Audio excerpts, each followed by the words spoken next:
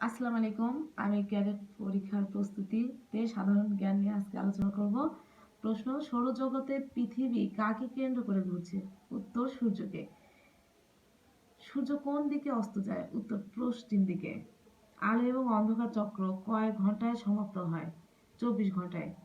পৃথিবী সূর্যকে কেন্দ্র করে 365 দিন 5 ঘন্টা 48 মিনিট 47 সেকেন্ডে কয়বার ঘুরে আসছে? উত্তর: একবার। 29 দিনের ফেব্রুয়ারি মাস যে ইয়ারে থাকে তাকে কি বলে? উত্তর: লিপ ইয়ার। বিষুবীয় অঞ্চলে সূর্যের আলো কিভাবে পতিত হয়? মোটামুটি খারাপভাবে।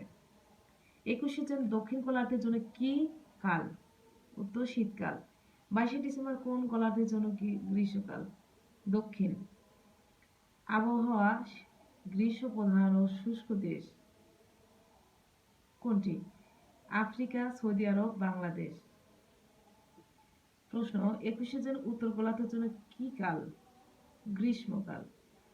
22শে ডিসেম্বর উত্তর গোলার্ধের জন্য শীতকাল।